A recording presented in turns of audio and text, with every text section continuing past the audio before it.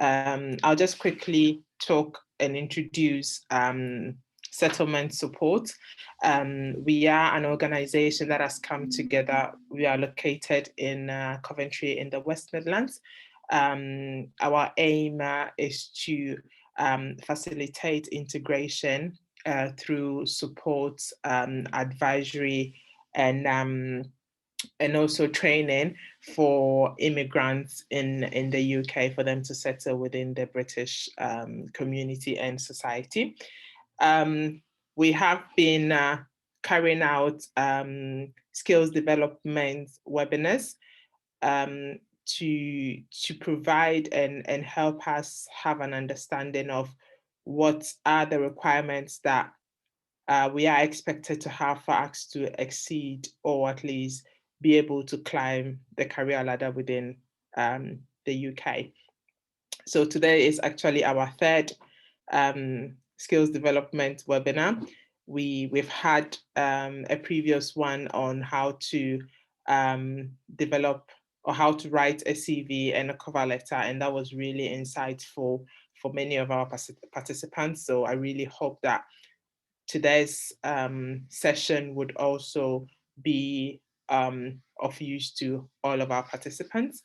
Today we would be talking about the process we go through when we are preparing for an interview. So, I mean, after we've been selected and we have successfully been identified as a possible candidate for a company, what is the next step and what is the type of preparation that we ought to do before actually attending the interview? Without wasting much time, I would like to invite Dr. Maycock. I'll just quickly introduce her. It is really an honor. I've been working with Dr. Maycock for years. She is really an experienced and strong person. She is the director for the MBA program in Coventry University, and she's a chartered member of the CIPD. She has been identified and been an award winner for Horizon Stars last year. So Dr. Maycock, welcome to this session. Thank you so much, Annabelle. Thank you so much for inviting me. And thank you to Foundation Support, for Settlement Support, Board of Directors for organizing this program. We're going to start and I'm going to share my screen. All right, so today we'll be talking about preparing for your interview. And our key facilitator is Mrs. Annabelle Owusu.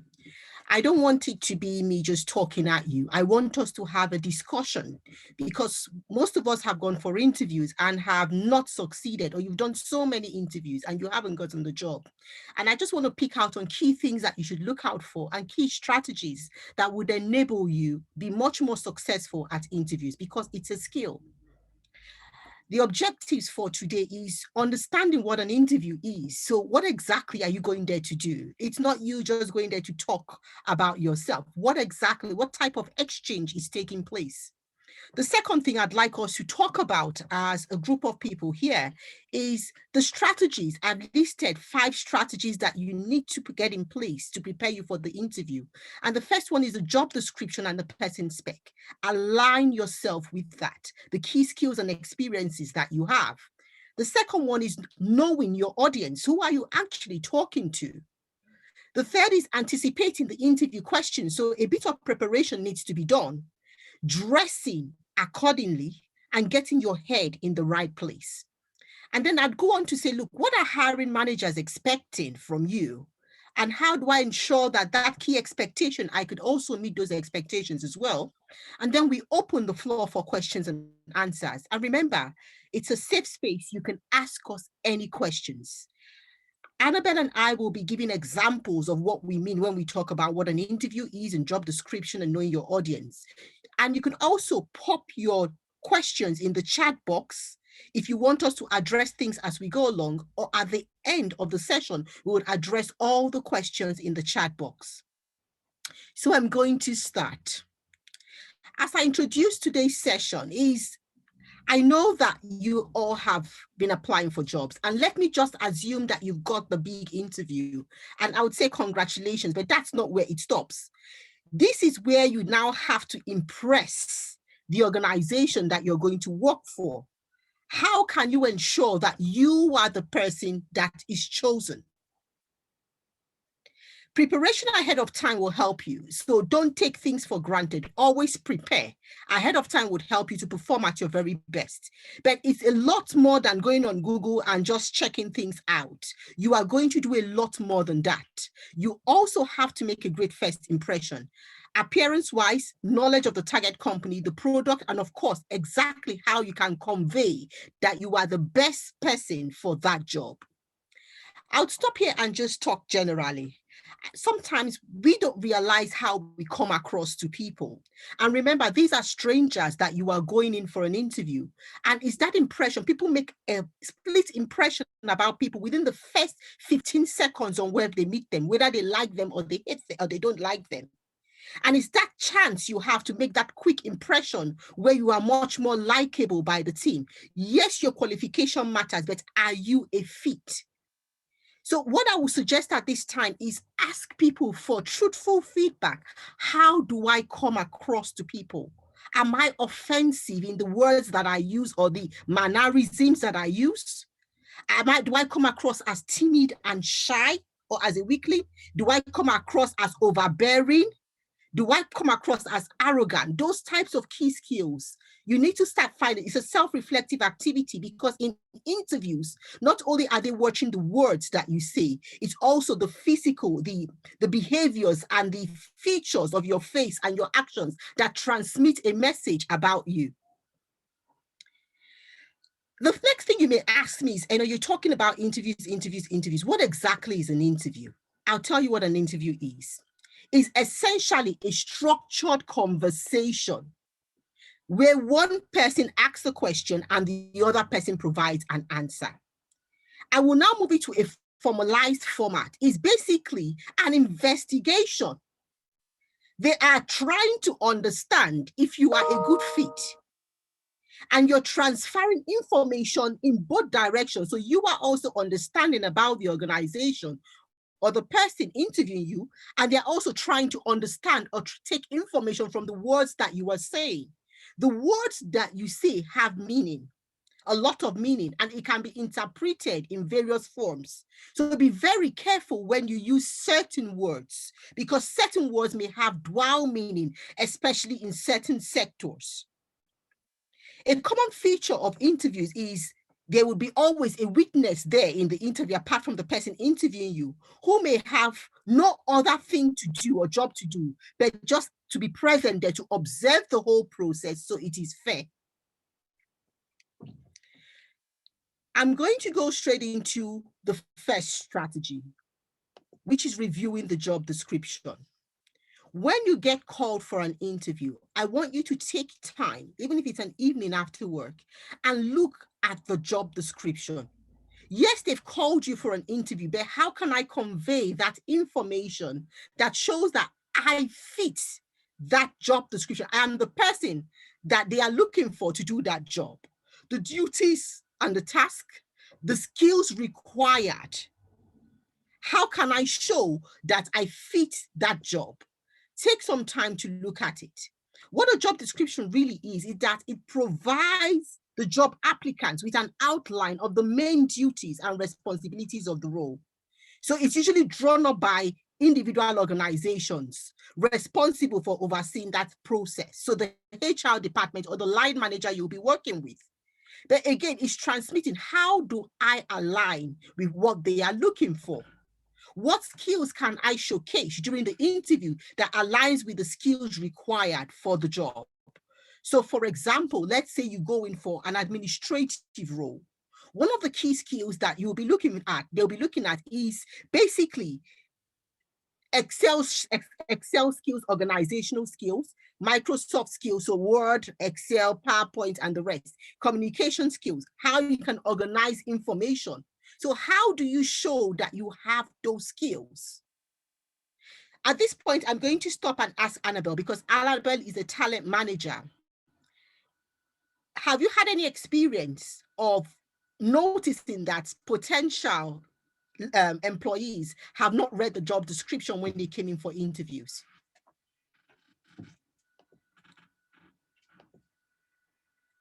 Annabelle? Sorry, I didn't realize I was on mute.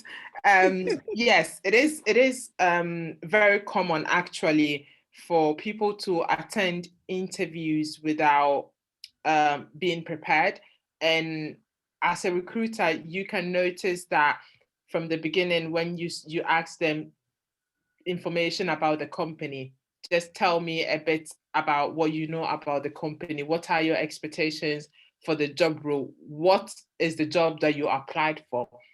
And you would think that the moment you ask somebody to tell you what job they have applied for, they should know. But most people, they just don't know. And you can immediately tell that they have just literally gone into Indeed, Read, or any of the job boards and just have applied, click, click, click, click, click, because they have their CV saved there. They didn't even tailor their CV. And actually, as a recruiter, that's something that you can tell even from the CV that the person submits, because you realize that the job experiences, the person specific is not tailored to the job description that was submitted by the company. And this is already a point for exclusion on behalf of the recruiter, because although it may be that you have the talent, the skills, the experience that they require, but because you haven't taken the time to look into the job description and actually match your CV to fit the job description, that its own has called you out without even giving you an opportunity to showcase yourself at the interview.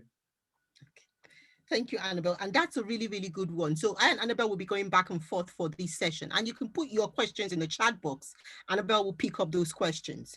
I told Annabelle that this week that just went past, I was very busy. We're interviewing for 3 or 4 roles. So the whole day was spent interviewing candidates. One of the key things that struck me, one of the roles was an apprenticeship lead. And we asked the person, who is an apprentice? And the person didn't know. You are applying for a job as an apprenticeship lead, but you didn't know who an apprentice is. What are the government guidelines around apprenticeships? So no review around the job description had been done. So that was, again, an exclusion for them. We didn't really listen to what else they said because we knew they didn't take that time to do the review or the work before they came for the interview. The second strategy I'd give you is knowing your audience. This is very important. Organizations like to know that you did a search about them. They like to know you did a search about them. So give them that joy that you did some search, you educated yourself around who they are. Spend a few hours learning everything you can about the organization you applied to, from as many sources as possible. So let's assume you know someone who works there. Talk to friends and contacts. Read current news releases. So put their name on Google or on LinkedIn and see what latest things that they have done so that you can hold a conversation. It shows that you have a vested interest in the organization. You're getting a sense of who the company is and how to embody a similar personality during the interview. So if the company basically embodies, maybe they like, you see their Twitter feeds, they are very, very engaging with the public, then you know that, oh, you can say, I also have a Twitter account and I follow you as well. However, if you see that they're quite close, they don't like their employees engaging with the public, then you don't talk about your social media pages. So it's you trying to balance out what is needed on who they are and their culture. I would say research the company and how they hire people. Look at their financials. How profitable are they? Because you could see that they expanded into a new market last year. And this year, they write about themselves. And maybe this year they're looking to go into Poland. What are their expectations? Are they going to recruit people from the UK to Poland? Look at their executive team. Who actually runs the organization? What is the hierarchy like? And look at their competitors and how they differentiate themselves. No matter the role you're interviewing for, whether it's engineering, sales, marketing, administration, I would always say, get a view or an understanding of what that company or what the role that you're going in for is. Because a HR administrator in the public sector, the role you do will be quite different for a HR administrator in a private organization. So get an understanding so you don't look foolish when they start asking you questions. Also, before your interview, this is another tip, get a list of people that you're meeting. So if you go through a recruitment company, you can email the recruitment company and say, who is going to be on my panel? So that you can do a little bit of research about them, learn more about them, including what type of behavior might intrigue them or turn them off. And finally, some prep questions. Also, the types of interviews that they like to use within that company. Ask. Don't just wait on the interview date and appear there. Ask people. So some companies like to use teasers, brain teasers. Others like to ask case questions or competency-based questions. This enables you learn how to prepare. I'll give you one example about knowing your audience. One of the candidates I interviewed last week, I told him to tell me about the team he was coming into. All this information is on the website. And he didn't actually know. He did no research. So I tried to probe further and I said, okay, we are split into 4 schools. Which of the schools did you apply to? That was on the job description. And he didn't know. And I'm like, you don't know the organization. You don't know the school you're coming to. You don't know who the dean is. You don't know who the head of school is. What did you do to prepare for this interview? So those type of things already gives you a 0. It just shows. So people who make the extra effort, you're already endearing yourself to the panel members because it shows you really want the job. That's what it shows. It shows that when we employ you, that you will go over and above to get your work done. Again, it's those soft skills that come through dedication, commitment, tenacity that we get through from these little questions that we ask. Because again, I said it's an investigation. We are getting to know you by the words you say and by your actions. So your words, you can get the right word, but your actions, little things like not doing a little bit of research, just shows that you may be a little bit careless when we ask you to work with a client. Annabella, I'd hand this over to you. What examples do you have about knowing your audience? Actually, I was just thinking of one of the interviews that I had as a recruiter that really impressed me because I felt like the candidate was so prepared. And as a recruiter, it's really made the interview so interesting to me because I wasn't the only person asking questions, but the candidate was asking questions based on the research that they have made. At that time, I remember my company had just recently gone through a difficult change of structure and also a season of nearly bankruptcy. So they were actually trying to come out of this. And this wasn't an information that was, in our case, it wasn't on the job description, obviously. But the interviewer had researched about it. And when I asked them what they think they can bring to the company, they pulled that in. And that was a shock for me because it was something that wasn't so common. And normally candidates don't know, and it's not something that they pull in. That candidate just pulled that in and said, well, I know that the company is going through this and this financially, but these are the skills that I'm bringing on the table. And I am sure that these skills will help the company, or at least the branch that I'm going to be employed into, to help its financial contribution to the overall of the company. And that impressed me so much that it also deviated the course of the interview because I realized that I could go a bit deeper with this candidate, and that it didn't have to be the standard interview questions that were knowledge-based questions, but it could really be more on what he was bringing onto the table. And it also made me realize that the person would have been an employee who would take initiative in the well-being of the company. It wouldn't just be somebody that needed to be micromanaged. He would have been somebody that at the moment, because of what the company was going through, would have fit in well because they took the initiative, they researched, and they were vibrant and wanted to really join the company and had take the time to know about the company. So that was really a good one. Thank you, Annabelle. And you've raised really good, important points, because what you've talked is the softer skills you picked from what he had done, not just the answer he gave. It's just the softer things. If he has done all this research, it means that basically you won't have to push him to do the work, or you won't have to push her to do the work. She'll get the work done because they show initiative. Yeah. Yeah. Okay, the third key strategy that we would look at is anticipating the interview questions. I know that you can say, oh, we can't really tell what they are going to ask us. But sometimes there are general questions that they ask during interviews. And it's good if you practice, especially if once you know the role, you look at the job description, you would generally can tell what type of questions will come through.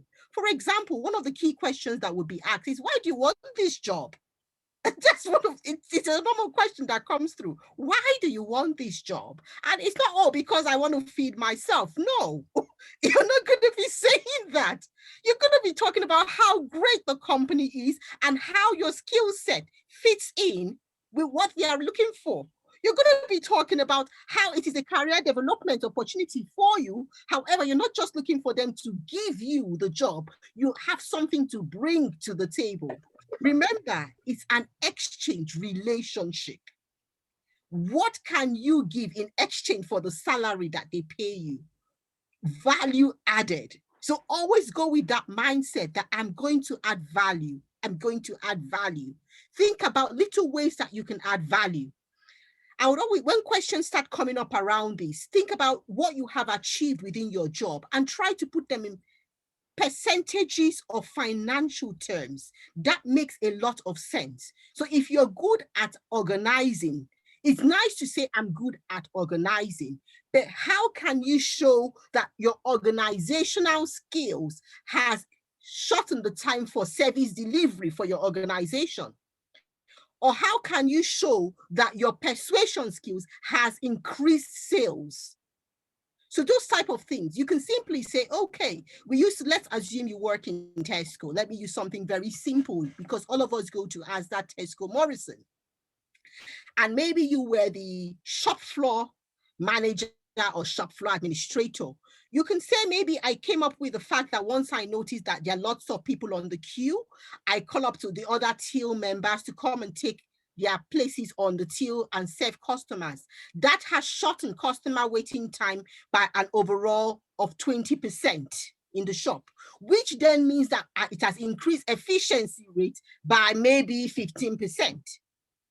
So you put it in such numerical terms that people can easily see that improvements have been made. I'll give you an example. I'll use myself as an example. I know that maybe my role may not reflect maybe your role, but you guys may have noticed from the trainings I've done since last year, I was interim director before I then became executive director. In my interview in January, I put it in financial terms, what I had brought to the table. So yes, I had increased student numbers by 51, but what is that in percentage? Over 523%. And I put it in months. In 8 months, 523% increase. And I translated that to financial terms as well, and the profits for the organization. Once that is on the table, the host organization sees that you can make them money, and then you're more of an asset. So start thinking about what you do and how that has translated to cost savings, efficiencies, or saving people from losing their jobs. What did you do? One of the people I interviewed last week talked about how she reduced the work week from 5 days to 4 days to ensure her team members did not lose their jobs. So she was able to get their buy-in to say, look, we will have to go through redundancy, except you all agree to this. So they did not need to go through trade unions because all of them within the team said, okay, so avoid us having to compete against each other for our jobs, because we needed to get rid of 40% of the staff. We will all cut out 1 day. We will only be paid for 4 days a week. We'll work Monday to Thursday each week, and we will save our jobs. She then translated what she did into financial terms and cost savings and the impact on morale and productivity. For goodness sake, she got the job. No, but we didn't need to push further because we knew that anytime we have an issue, she will come up with innovative solutions, and she knew how to get buy-in from others. So yes, I've written a lot about anticipated interview questions, but tell me about yourself is one of the key things they will talk about. They will talk about conflict management generally. They will talk about maybe your weaknesses, your strengths, and don't say you don't have any weakness.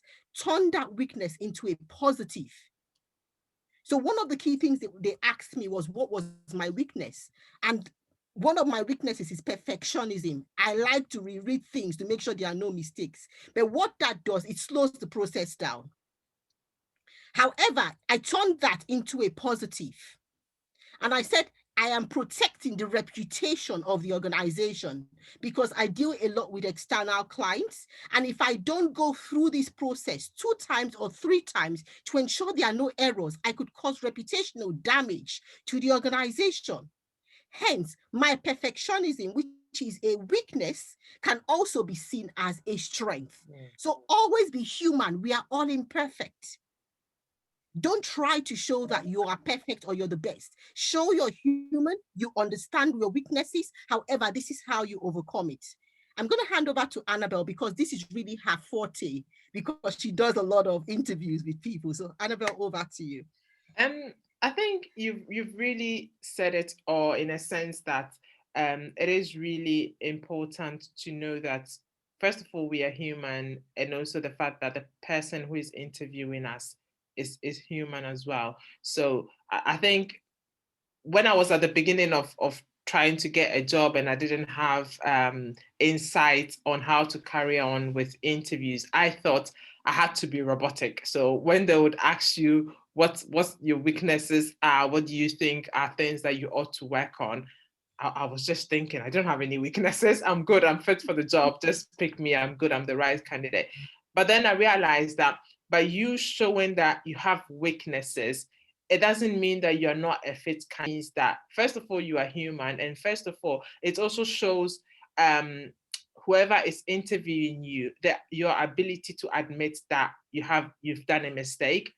For example, a couple of months back, I did a mistake at work, and instantly, the first thing that I did was to tell my manager, look, I've done this. This is the cost that is going to cost the company because of this mistake. I'm so sorry. However, I have learned from it. This is what I've done to ensure that the mistake doesn't happen again. And what my manager said is fine. As far as you've learned from it, it's fine. We don't need to be perfect when we are applying for jobs. It's actually okay for us to show that we want to learn. We are in the course of learning. We are open to learn new things. And learning doesn't happen without mistakes. Learning happens when there is failure. If you don't fail, there's no way you can learn. So I think that's also an important thing. And also, secondly, I think sometimes we often want to portray ourselves to be all-knowing beings when we go to interviews. It's okay not to know, but it's okay also to admit that we don't know. However, we are ready to learn. And these are the strategies that we can put in place to actually learn and also align ourselves with the culture of the company. Yeah. Annabelle, thank you very much. And you've raised a valid point, Annabelle, about the all-knowing. I remember my interview lasted nearly an hour and a half, 90 minutes. And they said, we can see from your CV that one of your weaknesses is accounting. And I said, yes, my background is HR. Yes, I know profit and loss, but that's basically it. I don't know ratios. I don't know the rest. He said, but how can you do this role as an executive director when you're not good with that? And I said, look, one of my roles is to support people to help me do my job. That's basically the role of a leader. So I will surround myself with very intelligent people who can interpret that financial spreadsheet for me, and I make sense of it. So just admit sometimes, and then always have that comeback.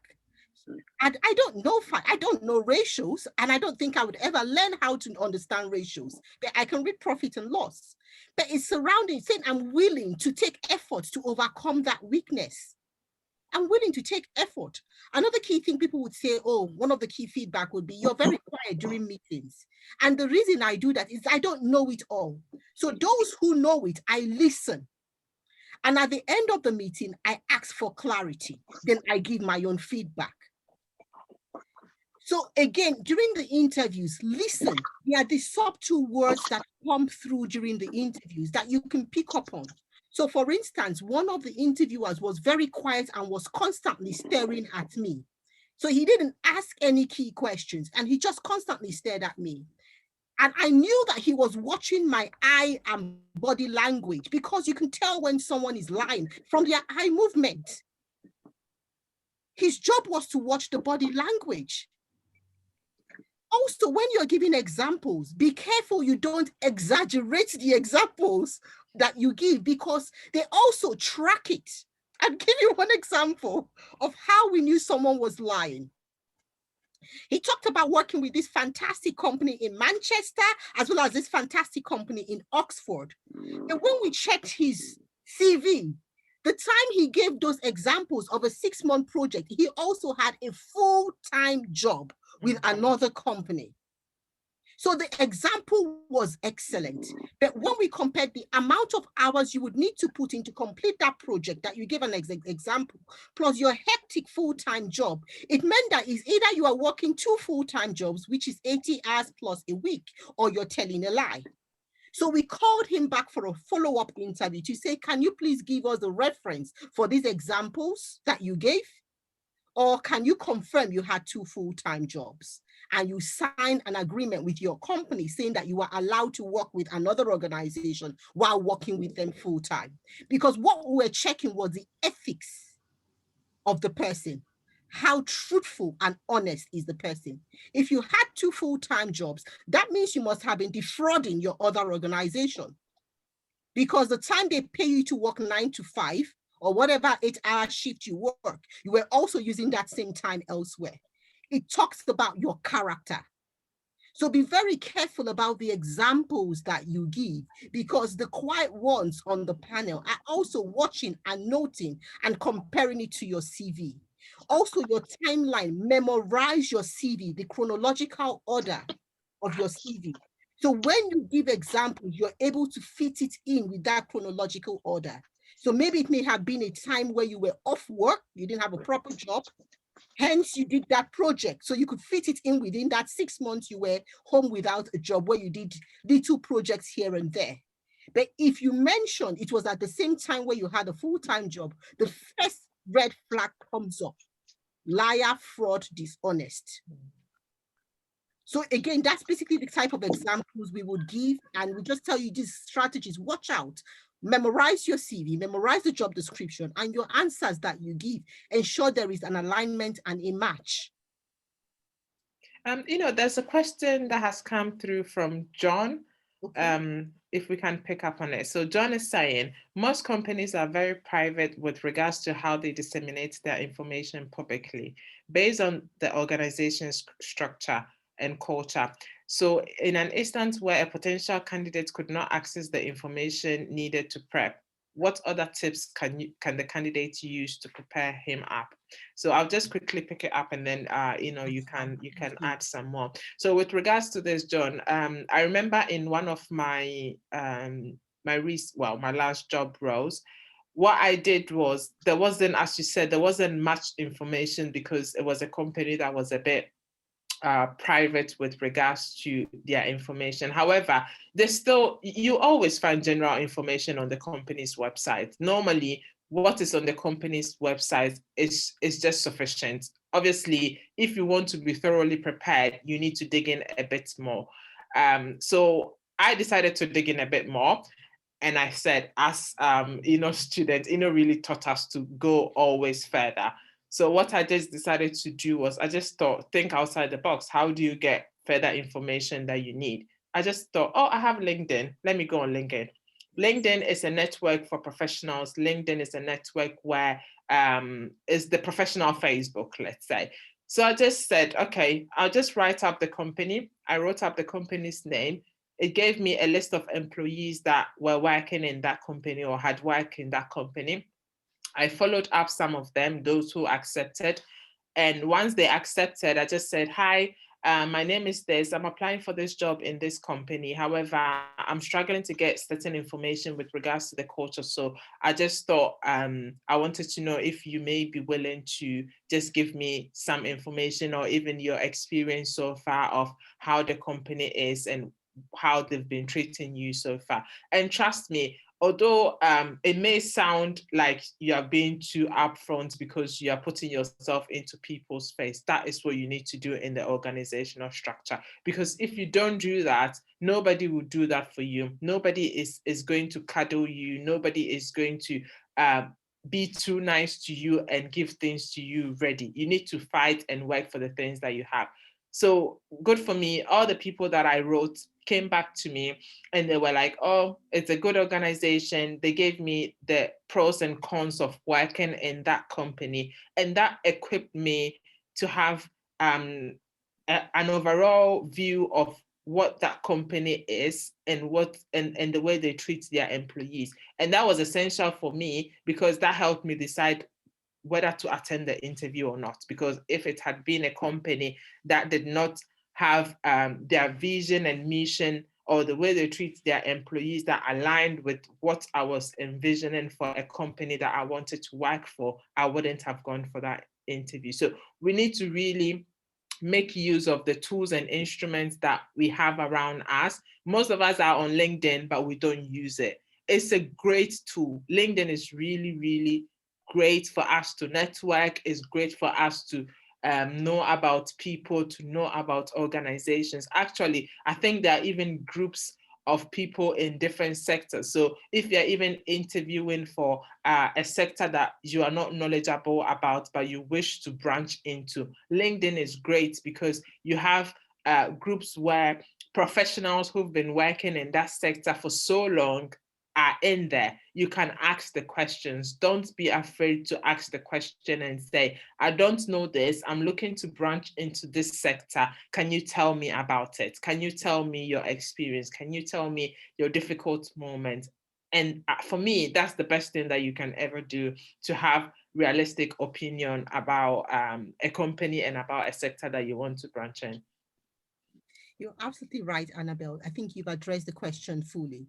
If nobody responds to you, like maybe you have no one, I think look at the competitors or businesses that are similar within that field. You get a feel of what they do and how they do it. You get a feel. So you can actually be truthful to say, I went on your website and I didn't find any information. You could be truthful during the interview. However, I dug a little bit deeper and I reached out to a few of your highly valued staff, and they gave me some feedback, excellent feedback about you. Remember, you have to be positive towards the company. So don't go telling them, oh, you're great, they said this, they said that. Don't go saying those type of things. Even when you know you want to give negative feedback, put it in a question mark. So for instance, this is just me assuming. Let's assume the person you spoke to said maternity leave is just 6 weeks, whereas other companies give 3 months and 6 months. You can say, what is your policy around maternity leave? Are there any extra additions? So the negative you want to talk about, you put it in a question and allow the interviewer address it. So you can give feedback, but give it in a way that it is not offensive to the person hearing it. Again, the first thing I said when I started, how do you come across to people? So watch how you speak. Again, that's why I said do as many mock interviews as you can with your friends and family, but truthful friends. You know that your friend that can tell you your mouth is smelling and you will not feel offended. Yeah. So those type of friends, truthful friends, I'll tell you exactly how it is. But say, okay, I'm going to get you this type of toothpaste to stop the smell. So do a few interviews with them. Say, how do I come across? Forget the fact I'm your friend. If you just met me, am I approachable? Do I look confident? Do I look timid? Do I look defeated? You know, ask them. Even when I speak, do I speak too fast? So again, for us who are immigrants, one of the key things is you need to pause your words. We speak too fast, which means that the person listening to us may not understand us because our accent is a little bit different. Pause your words and stretch the words for impact. So I can speak very fast. But if you're doing this, I do that. But when I'm presenting or with people who are not from my region, I speak exactly like this. I pause my words. It's deliberate. It's an act. You learn the skill. It's just like learning another language. You can learn it. Pause your words. Ask someone who is not African, do you understand when I speak? And tell me the truth. One feedback I got a few years ago was, learn to pause. When you finish a sentence, stop for a second or two and then continue so that we can understand, digest what you said. Again, it's all those little things that we take for granted that may exclude us from being shortlisted, especially when your role is outward facing. Again, see how I've stretched the last word, outward facing. So again, so those little things, just learning to do that so people at least digest what you've said before you jump to the next sentence. She told me pause, count 2 sentence, drag the sentence, because sometimes the way you pronounce a word may not be the way they understand it. I'll give you an example. I don't know how many Nigerians are here. We call diabetes in Nigeria. That's what we call it. That is diabetes. So I will say diabetes. What exactly is she talking about? They say, okay, type it to me. And it's diabetes. So pause the words, because sometimes the way we pronounce it, they don't understand what we're talking about, but we know what we are talking about. So pause the words. Okay. I think we have another question. We have another question, and from John Still, and he's asking, most candidates tend to become tense or agitated during interview. So what can they do to beat the tension and present themselves well? Okay. That will come in the third slide below, which is getting your head in the right space, but I'll address it briefly here. Always remember, I know it's easier said than done, that the people you are speaking to are human beings like you. They may have a different skin tone, a different hair texture, a different look, but they are exactly like you. And they also are looking for the best candidate as well. So before you go in, make sure you've slept well the night before so you're well rested.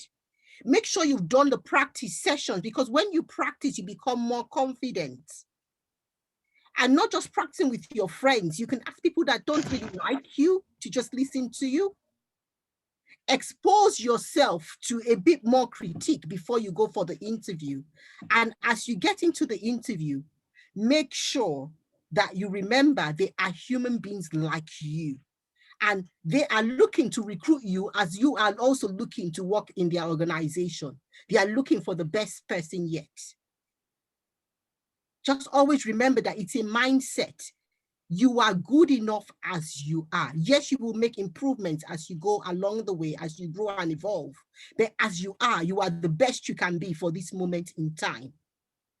And you may improve and evolve, but at this moment in time, this is the best me, and I'm presenting the best me. Okay.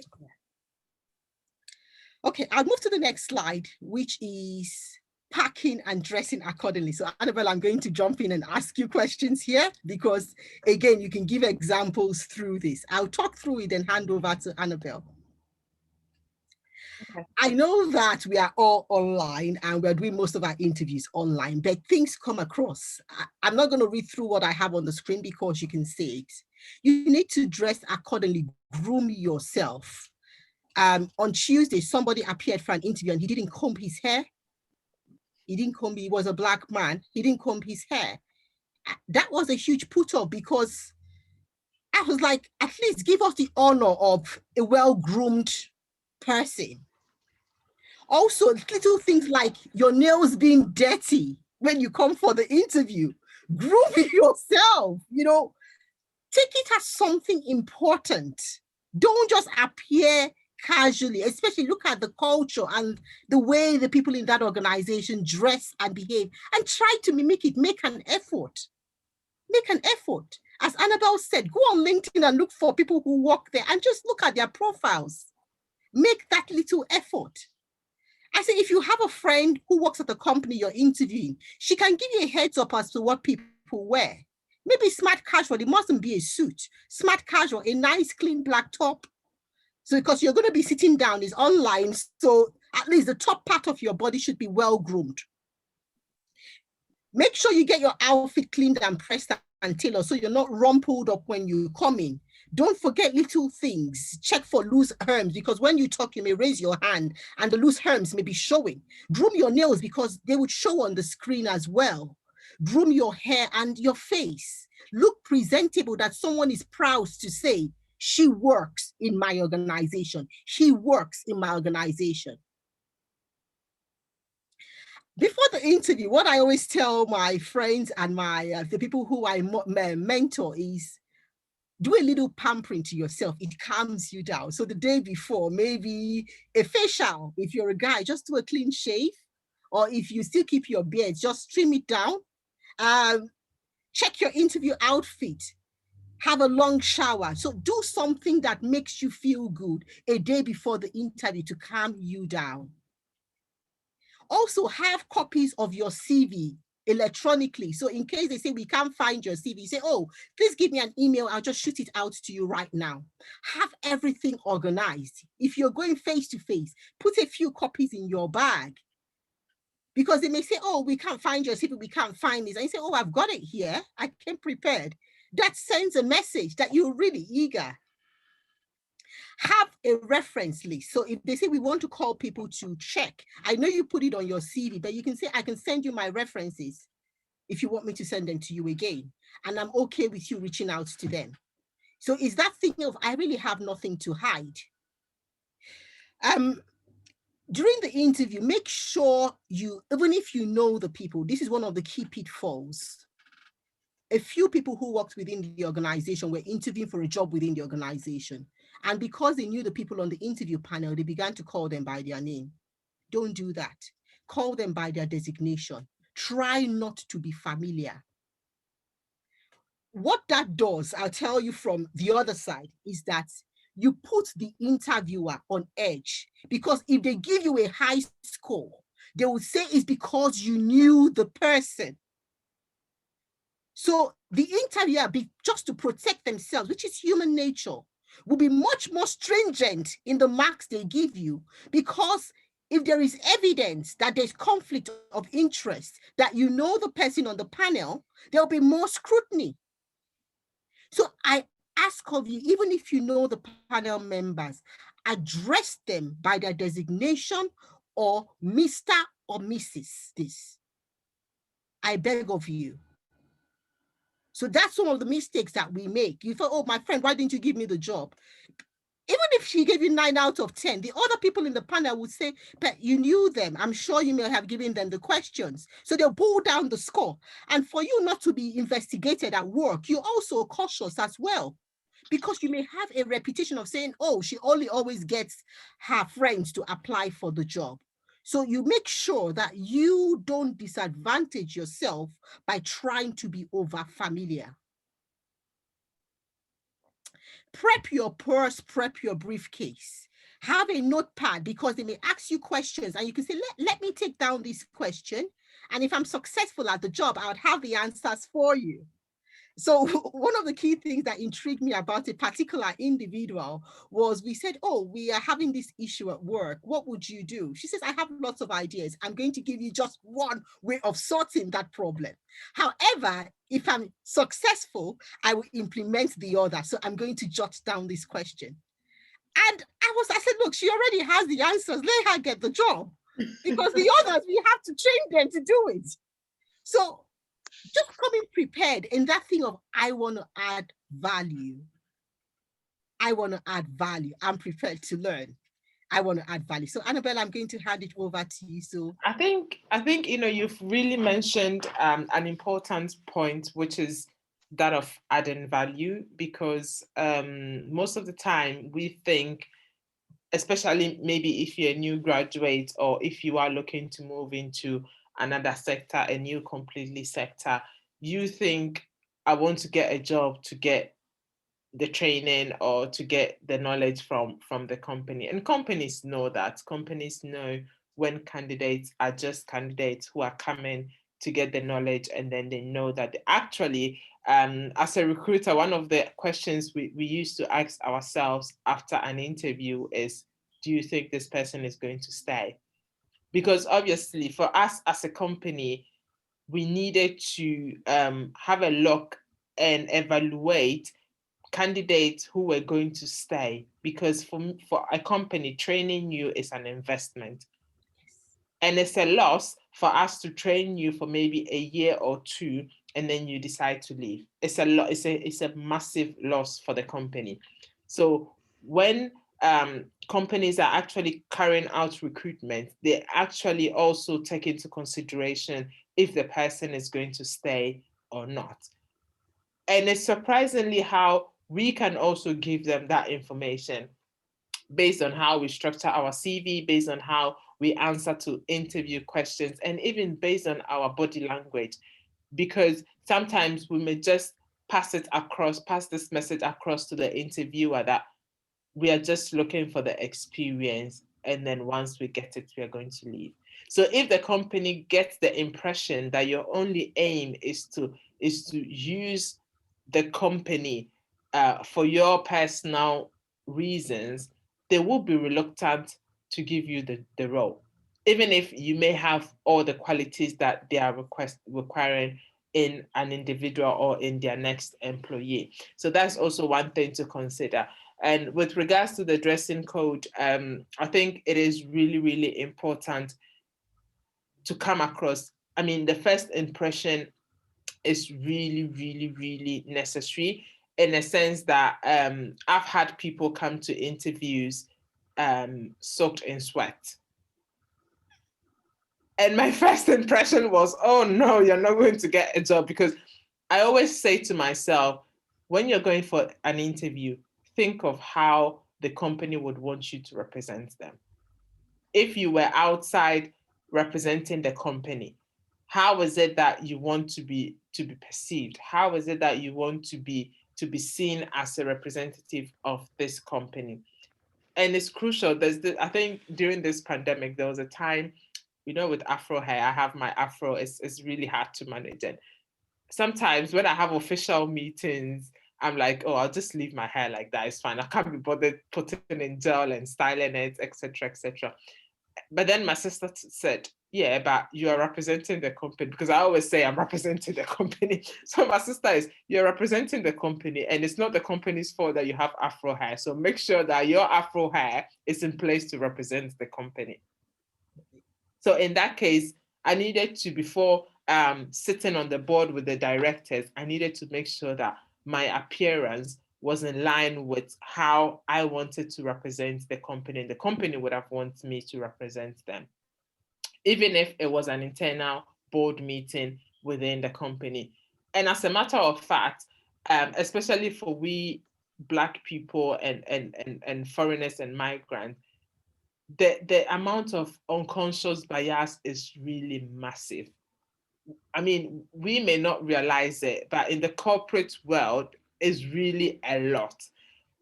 And we always need to be conscious of it and act accordingly.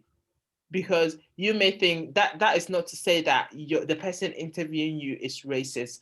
They may not be racist, but they may have some unconscious bias that they themselves are not aware of. So what can you do to beat these type of biases running against you? As Dr. Maycock said, be there on time, the way you dress, go against the stereotype that they have against Black people. Make sure that you are prepared. Make sure that you are neat. Make sure that you carry yourself with a certain confidence. All these things contribute to changing the narrative. They contribute to changing the impression that that person may have of a particular people or a particular person from a certain background or from a certain ethnic group. Annabelle, you are spot on. And I think we didn't touch this during this. So I'm going to create a discussion around this. I'm going to pick up on what you've just said, unconscious bias. We hear this all the time, and sometimes it's not always negative. We attach a negative connotation to it. We are all biased. Even us Blacks are biased. Yeah. We are all biased. All of us. We all label people with certain things. So it's you being aware of what labels are placed on people that look like you. One of the key labels, so I'm going to tell you the labels. So I'm coming from a place where I sit on a panel, is that Black people are usually late. We don't keep to time. We don't respect time. So that means that if you're going for an interview, you should be there at least 10 minutes before. You're changing that narrative. This person is different. The second key thing narrative we have is that we are loud. So one of the key things you have to do is make sure you focus on the question rather than rambling about. I had a young man I mentored. He actually is from Ghana. He got one of the assistant roles. And you know, we get excited and we talk with our hands and we talk really fast. I said, Evans, I hope you guys don't know him. Calm yourself down when you get excited.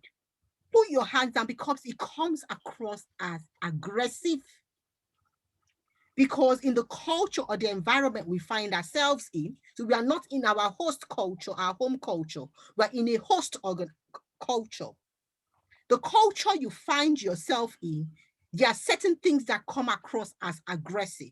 And that's why they say the Black man is aggressive. Calm yourself down and be very direct. Smile a little bit. You know that macho Black man thing where you don't smile, you're always like that. Show a little bit of a smile.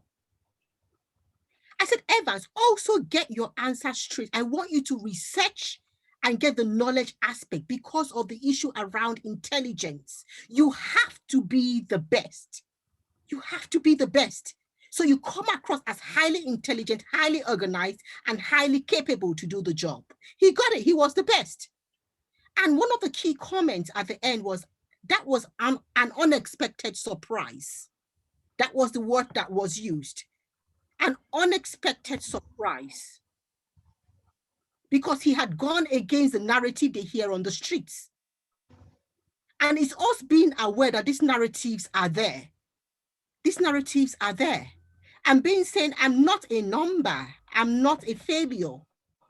So they may not have seen immigrants with distinctions. You will be the first to leave university with a distinction. And you highlight it during your interview.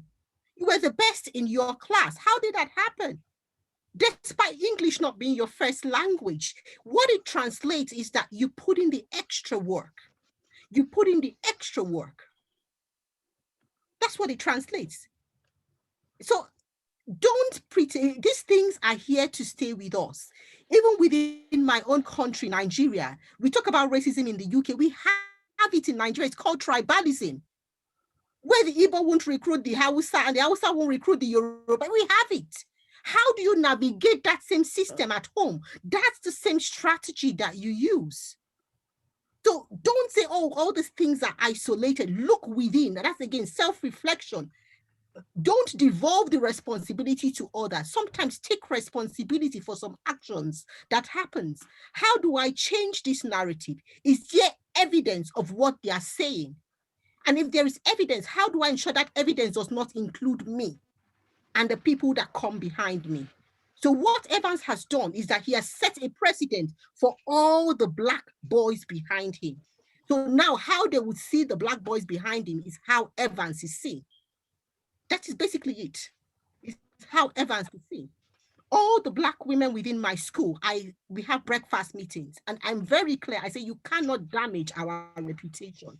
You can't, because if you do, you close the door to other Black women. You close the door.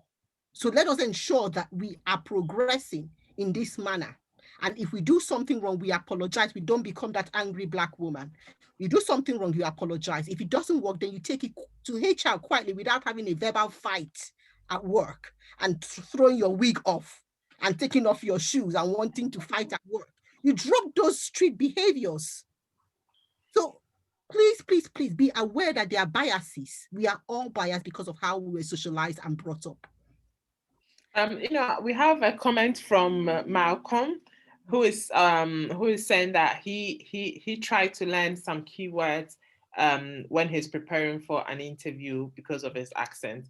And I just want to add up on a little bit on this, in a sense that it is very important to know the sector you are applying for, and the keywords related to the job role that you are applying for, so that when your interviewer is speaking and using the terminology that pertain to that particular job role, you will understand, and you won't be asking it, what are you saying? Pardon, what do you mean? Because that shows that you're just unprepared. You don't need to have practical experience, but you need to have the knowledge and the understanding. Because if you have the knowledge and the understanding, you can prove yourself to whoever is interviewing you that you already have an idea of how to go about things, and that if they are teaching you, they're not going to take a lot of time to teach you.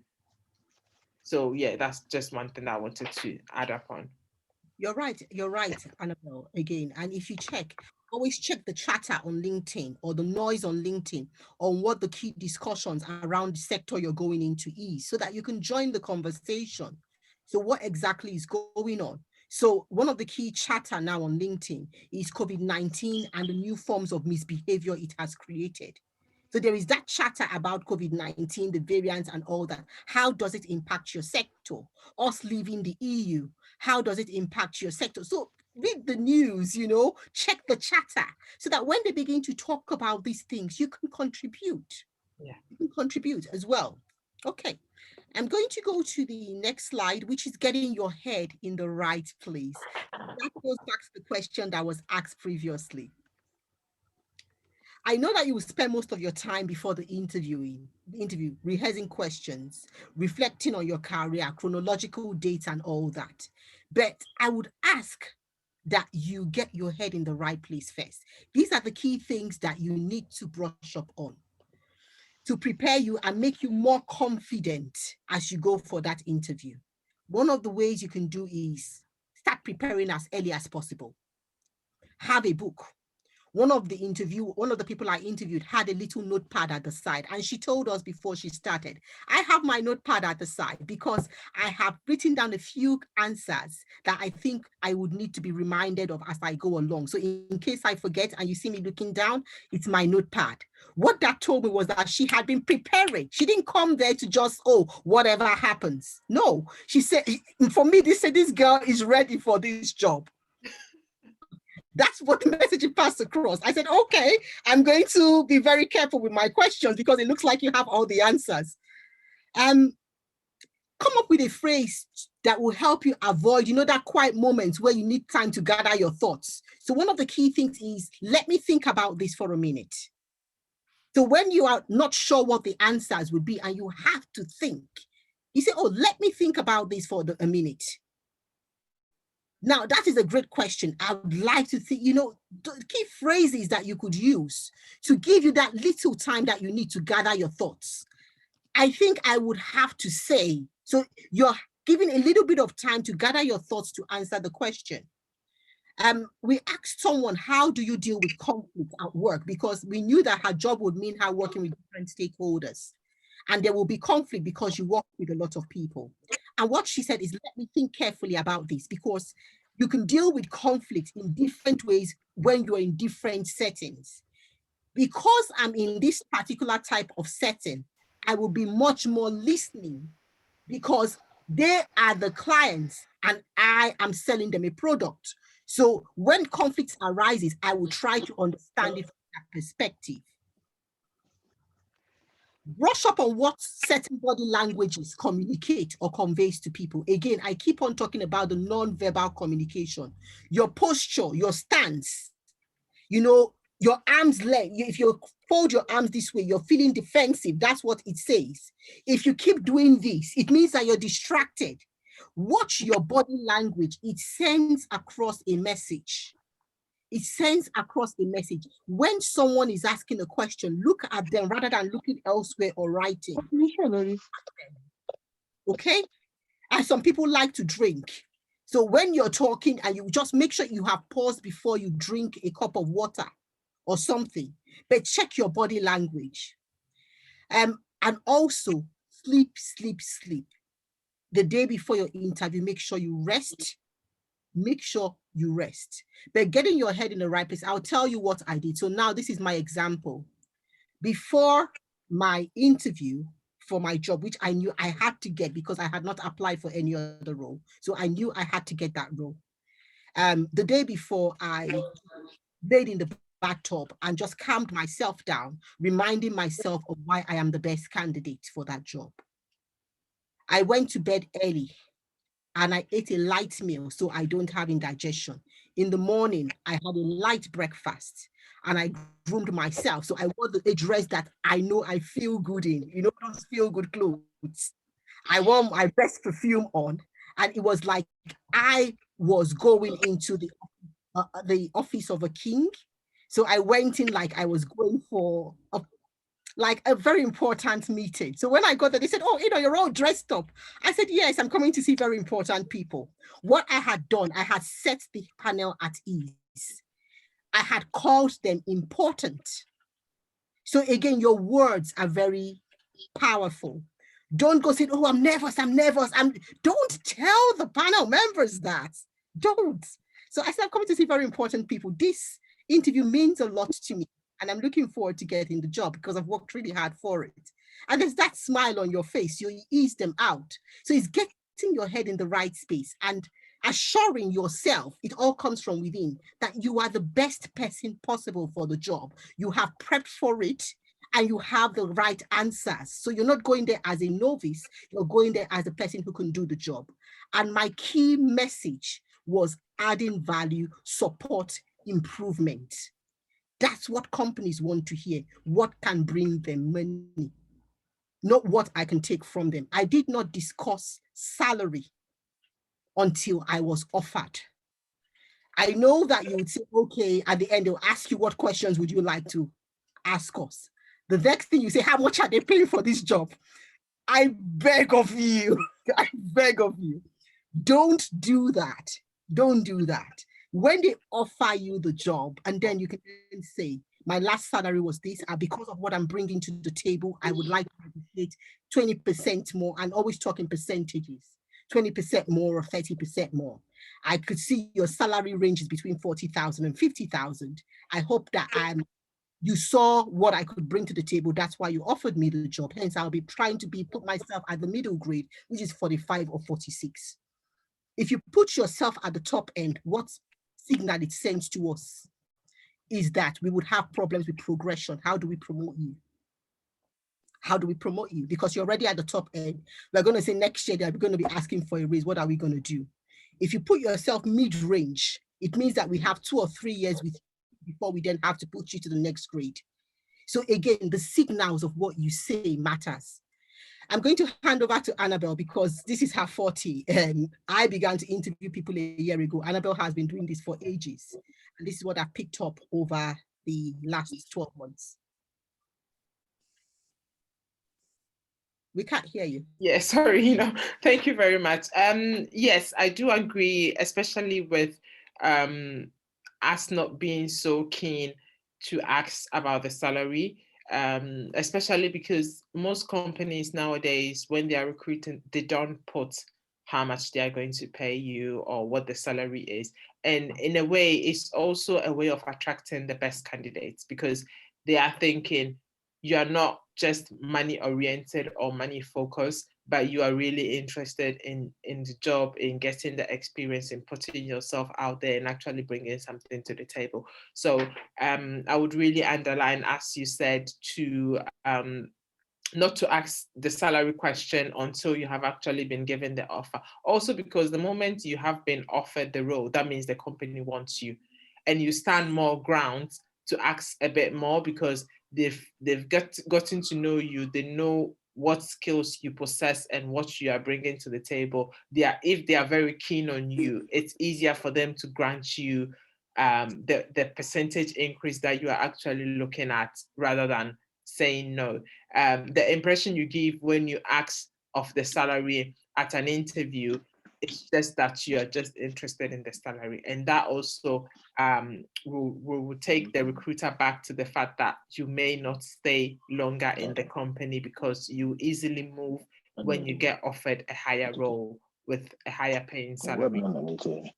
So that could also influence you actually, the impression that you actually make on the recruiter. And with regards to putting your head in a right place is very important, because it also shows the interviewer that you can dissociate yourself and remove yourself from whatever situation that you are personally into and separate your personal life and work.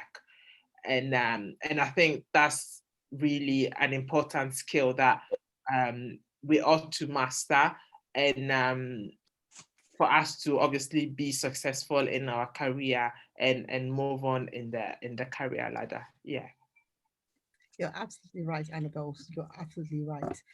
I wanted to talk about one thing before we move forward to the last slide, because that's the last slide, and we begin to round up, open the floor for questions at this point in time. I know that we all have personal problems. Try your best not to drag in your personal problems in the interview. I had one interview that I felt really bad. She was, on paper, she was the best.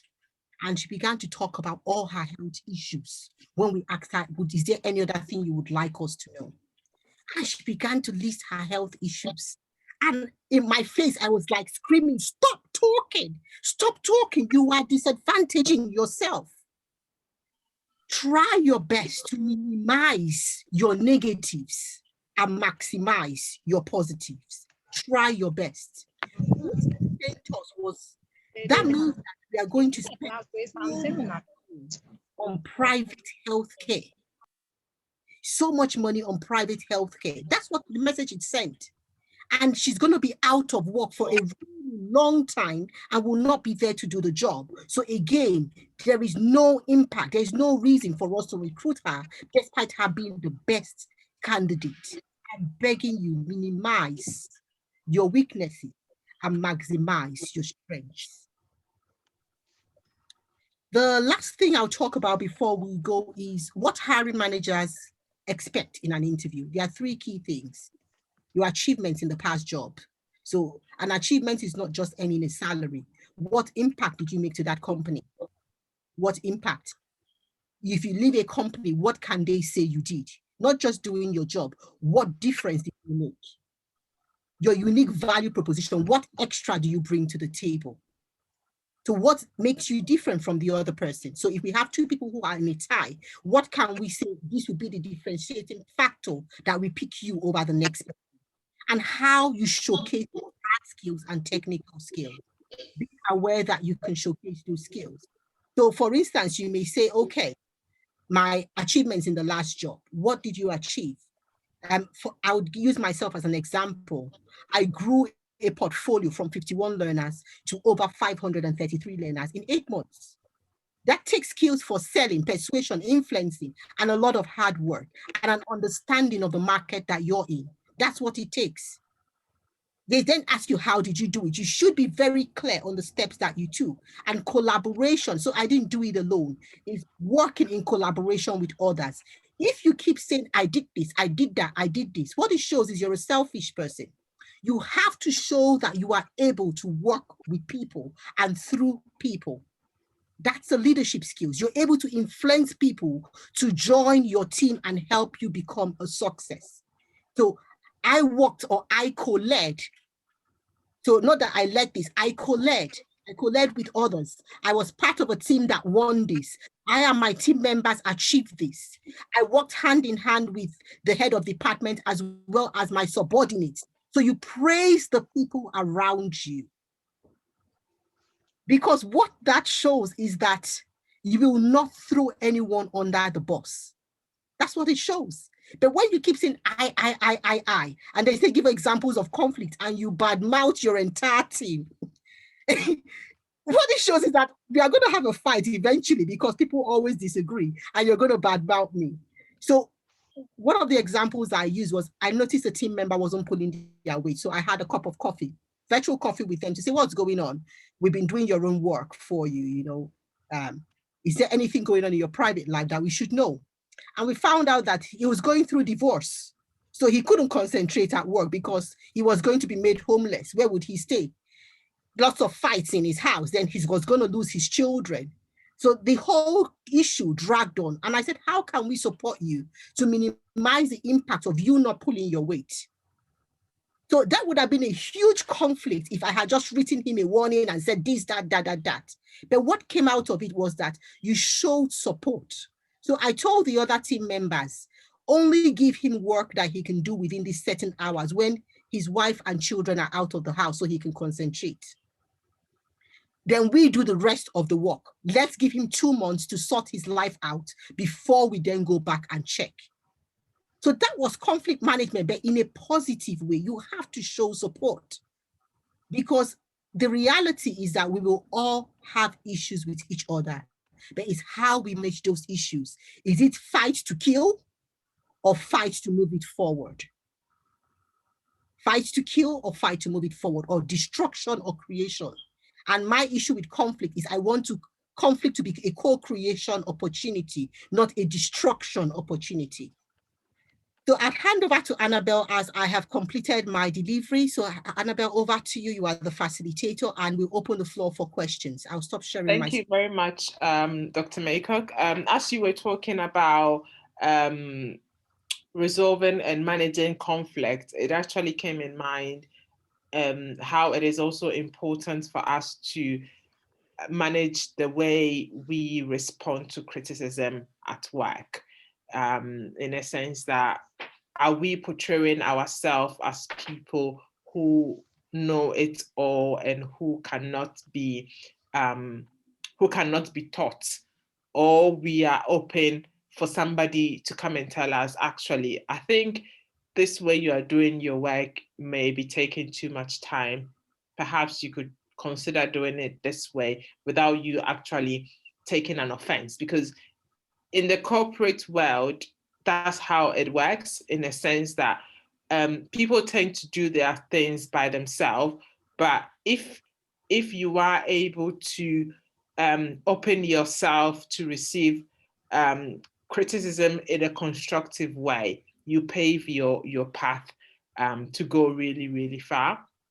And also because in most of the sectors, everybody know each other. So it could be that your manager in this current role you are knows your manager, your next manager, or the next one that is going to come, because that's the sector and those are the businesses that are in the sector. So it is really to maintain an open attitude, an attitude to learn, no matter how experienced you are. It is really important for you to always make room for improvement and for further development and thought.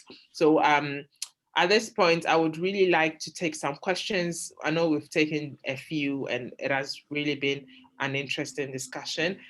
If any of the participants have any question or any scenario that they would like myself or Dr. Maycock to actually pick up, we are more than happy to do that now. You can either unmute yourself and ask the question, or you can write the question in the chat box.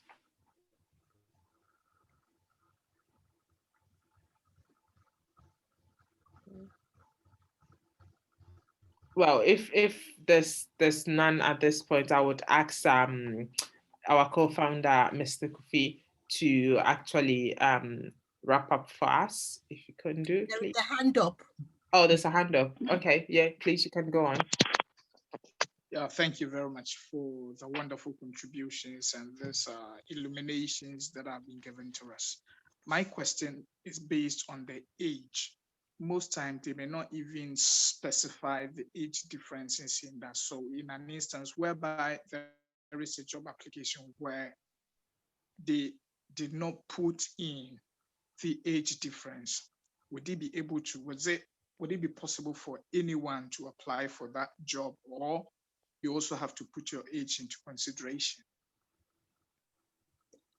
Annabelle, do you want to take it or do you want me Yeah, to? I'll pick that. So thank you so much. The reason why in the UK we don't put age in a job description is because it is classed as a discrimination. You can't discriminate somebody due to their age. So basically everybody can apply for a job if you feel like you have the requirement to apply for the job, and if you suit, you have the right to be considered. You cannot be discriminated because of your age unless there is a particularity. So unless the job role is a particular job role that can't be carried out by people who are not 18, and that's different. But in general, you cannot be discriminated because of your age. You're absolutely right, Annabelle. And don't exclude yourself as well because of your age. 2 weeks ago, we recruited a young man who is 56 years old. And one of the ways he got the job was he talked about the amount of experience he brings to the table. And he said this is his second career. And he talked about continuity, where he says, I'm not going to leave this organization for another job because this is a job I'm going to go with to retirement. The message he sent across that the other candidates did not send across was that we will not have to replace him for at least 10 years. So stability. So don't exclude yourself because you feel you're older. You can phrase the way you present yourself in a way that it comes as a positive or added benefit to the organization. So don't exclude yourself. Do you have any other question?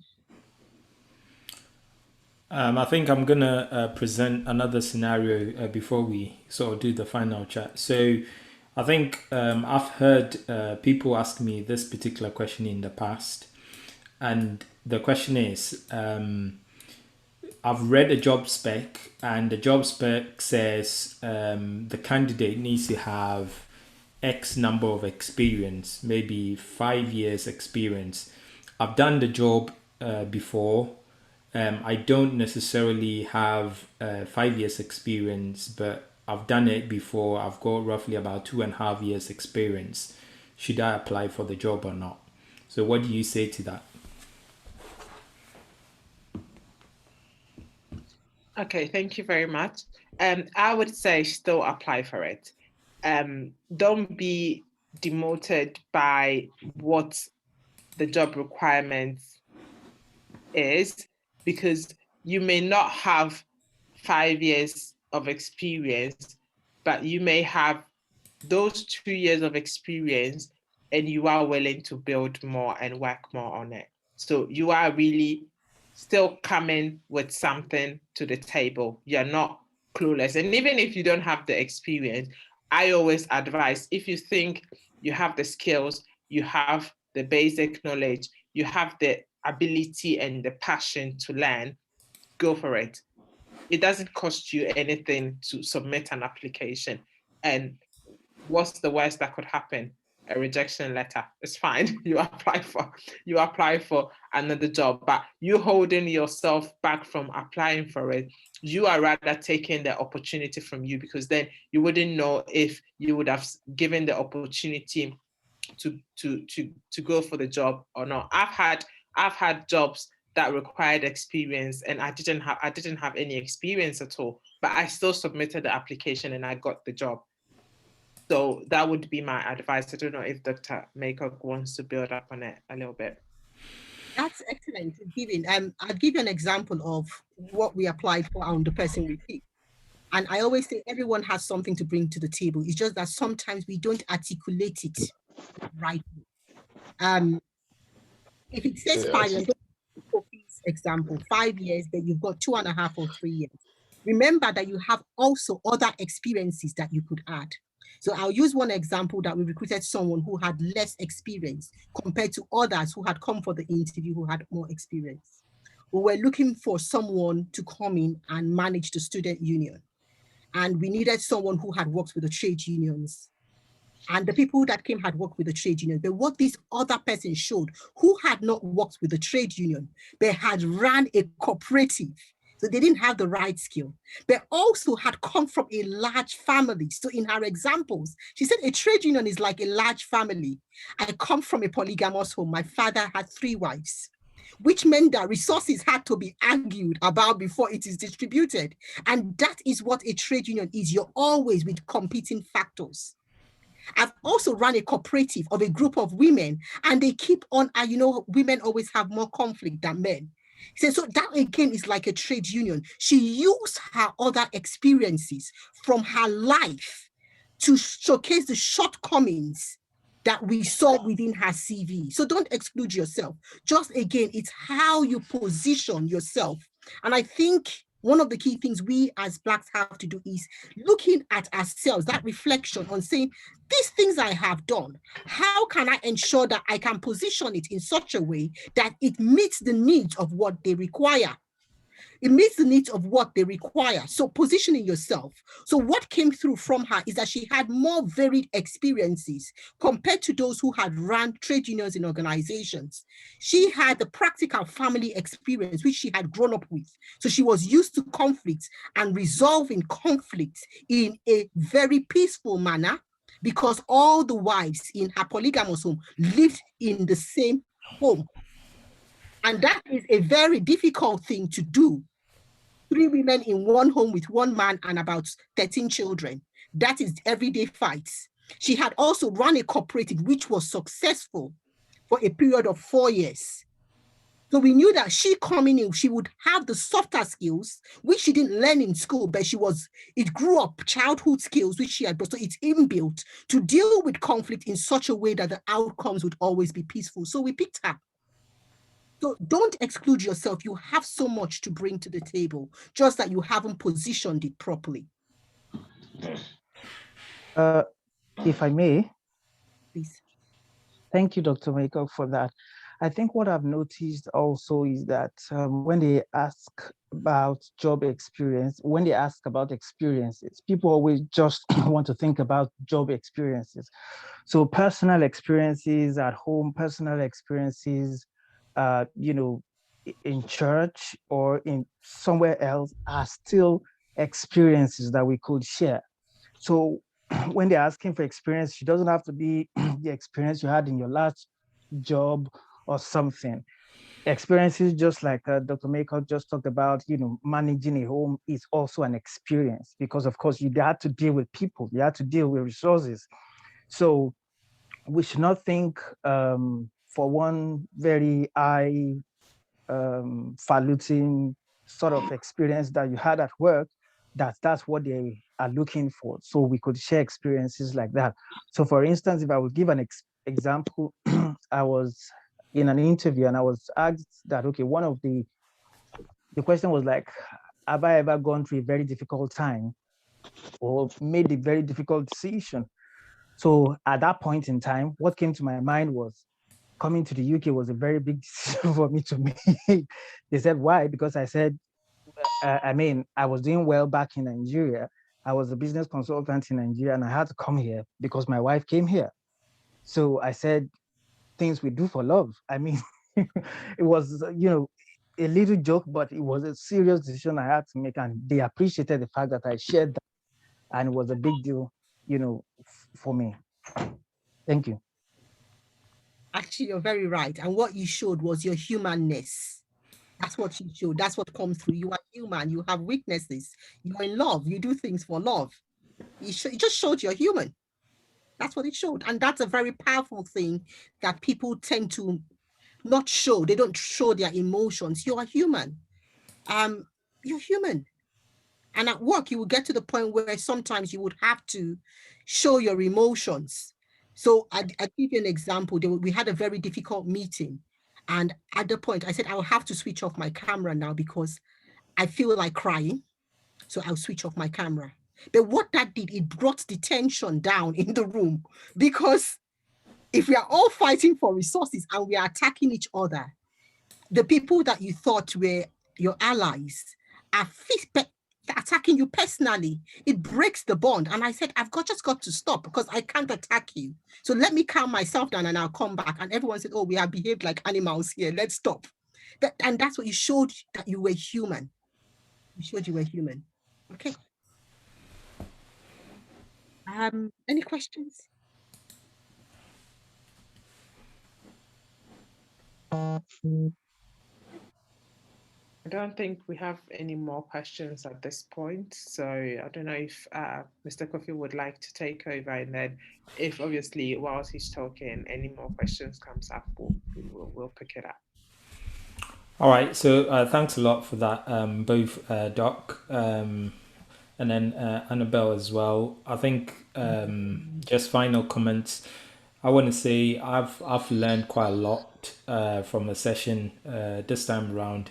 I think these sessions are increasingly very good. I just want to encourage everyone who's on these sessions that it is progressive. So if you've been part of the ones that we've had previously, I think you got to continue coming because the emphasis, it's always on something else. So today we've talked a lot about, your interviewing skills. I think the last one, we're talking a lot about trying to identify even the right jobs that you should be going for and understanding the circumstances around them and everything else. And I think today has been quite insightful. I'm super excited about, everything that I've heard. I think that, if I was to be sat here, especially if you're in sort of your first trying to get a job for the first time, or you've done a job before but your first set of experiences, you haven't really been working for long and you don't have 10 years plus type of experience, this is really a wonderful place for us to gather our thoughts,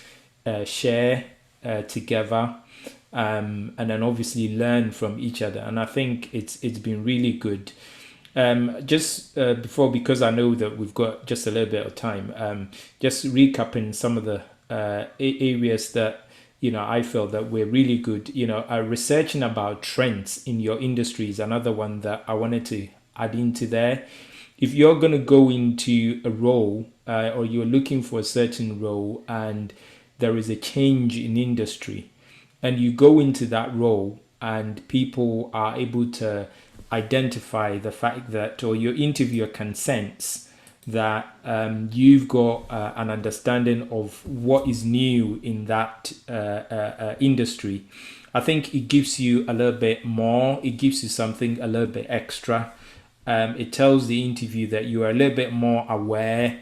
They find you a little bit more innovative, that you're coming into that kind of environment and you're bringing something more. And I think Dr. Maycock talks a lot about adding value and then coming in and making a difference. So, obviously knowing trends as to what's going on in the industry is quite key. Because, different societies in the West, things move on quite quickly because a lot of people are sensitive to change. We talk about change everywhere in our, environment. You go into, it doesn't matter where you are, but change and the effects of change is a very wide topic, in this kind of environment. Whenever we see the Prime Minister come on board, Boris always talks about change and what COVID is going to mean for us. He talks about the new normal. And I wouldn't be surprised that, post-COVID, a lot of us are going to start getting interviewed, and they may even want to have initial set of interviews is going to be on Zoom. And so, in the new world, you're going to have to start feeling a little bit more comfortable being on camera. When you're going into interview, it's not a thing that a lot of people are comfortable with. We all want to go onto Zoom, not switch on our camera, and we can lie in our bed and do that sort of thing. But I can see that change coming. And so, the other point that I probably want to talk about is the new normal, because everybody is now talking about the new normal, and that is probably the buzzword coming out of the pandemic. And that new normal is going to be very different, and it's going to affect all sorts of things. It's going to affect recruitment. It's going to affect interview process. it's going to affect the way that, people are going to start selecting candidate for new roles. So,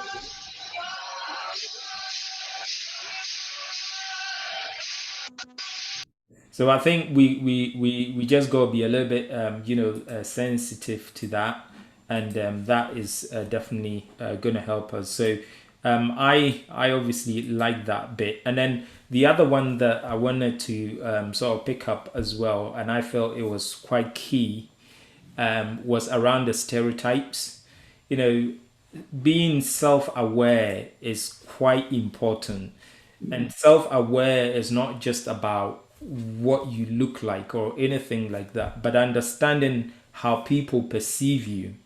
And I think that that was a great point, because a lot of people, not just people who are African or whatever, if you're not in your, as Dr. Mako put it, your primary culture, or not in your default kind of place, then you got to be truly aware of how people see you and how people depict you, and what are the stereotypes. So if you don't know it, you got to go there and then you got to check. Like, Dr. Eno talks about, you got to be able to go in and smile and be nice in the interview.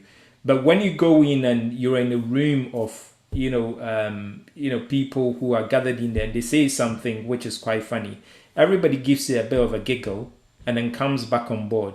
You don't just go and start laughing your head off like, oh my God, it's so funny and it's so loud. And then, because suddenly you're starting to be the odd one out. So you got to understand the stereotypes, you got to understand the background. And also, I think Dr. Maycock even touched on this the last time, that you got to be able to read the room as well.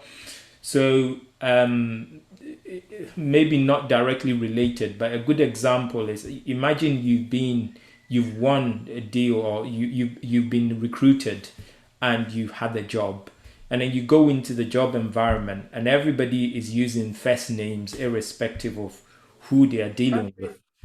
And then you come in and then suddenly you're like, you're in your default mode, and essentially every time you go to the executive or the director of the MBA, you're like, yes please madam doctor, you want to curtsy before you can even get to talk to the executive director or something, or you want to go in there, you want to give emotion and give understanding. What that does is that sometimes you got to go in and fit into the culture. And when you start behaving that way, it's not necessarily wrong.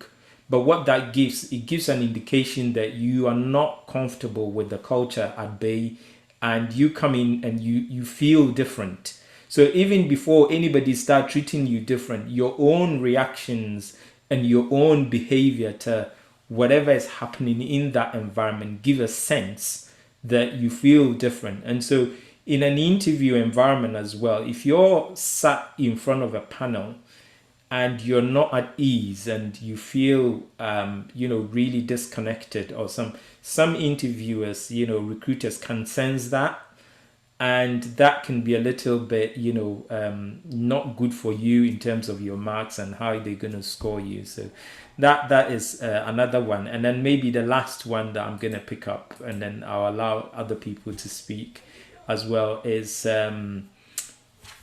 how to identify that sources of information as well. So we did talk about looking for information. I think there was a question that says that it's not every company that put their information out there, or they're not on social media and that sort of thing. But I think, in coming into these sessions like this, which are CIPD type sessions, talking about soft skills, what you get from these sessions is that you pick up a lot of other things in addition to what you know already. And this is my thing. I just want to encourage you, every time that you get this type of opportunity, take it. Because even if you know what to do, trust me, when you come in here, you're going to pick other things that you probably never heard before. And that's why I'm always super excited and I want to be part of it.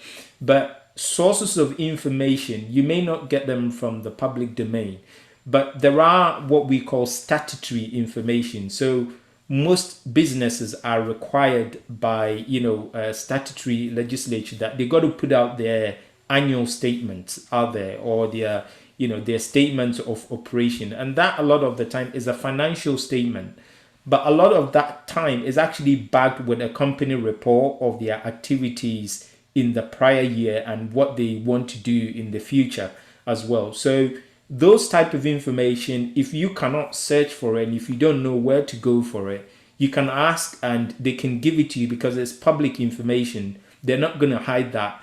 A lot of businesses do have like annual general meetings and stuff like that, and the information that goes into that general meeting, if they are a PLC, it's a public document. So those are where you can get good information about what is it that the business is doing, who are the people in control, what are their aims, what is their vision, what do they want to achieve. And I think that those are some of the great sources. So if you don't know where to look, you can always ask people, and coming to areas like here, you always get that type of information. So I want to kind of bring my contribution to an end here. I feel that I've really kind of enjoyed, and I've benefited, not just enjoyed, I've benefited from the session. It was quite informative. I feel that it's also relatable. There's plenty of examples in there for us to relate to. It's really good for us to have resource people like Dr. Eno and Annabelle. This is their daily bread. They do this day in and day out. And so they can share that type of experience that relate to people like you and I. And we can take that away. And I truly believe that if I'm looking for a job and listening to this type of information, I think it will make a huge difference to my next interview and everything that I may want to do. So I just want to know, I can see there's lots of chat, so I'll just pause if we still want to go through them before we bring the session to an end. I think thank you for coming. And okay, so there's just a few. Malcolm, I think I don't know if your hand was up or if anybody wanted to say something, but I think I've got Byron. Byron is around. And so, Byron, do you want to say anything, a few words in terms of our direction and what we may want to do in the future before we leave for today?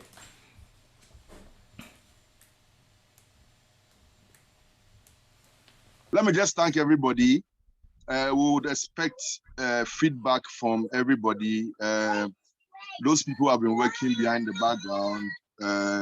Kofi, yourself, Dr. Eno, Miko, Annabelle, Olu, and everybody.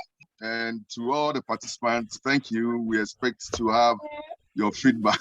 So, wonderful session. I myself, I think I have an interview next week. So I've taken all the points.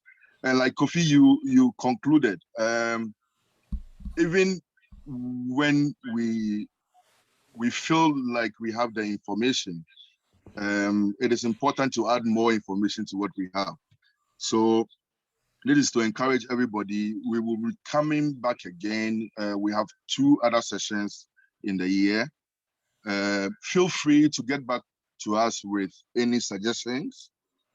And we expect to come back to you with other programs. So look out for us. On this note, thank you again. We have a great team and God is doing something wonderful with us. Thank everybody. Kofi, you can wrap up again for us. Thank you. Just before Kofi comes in, I just wanted to say, for those who wanted the slides that we used in this session, if you leave your email in the chat box, we would be able to let you have them as well. And also we would be able to notify you of any future events that Settlement Supports will be carrying out. Thank you. This is where we bring today's session to a close. So thank you so much, everyone. and see you next time on our next session. So God bless. Bye. Bye. Thank you.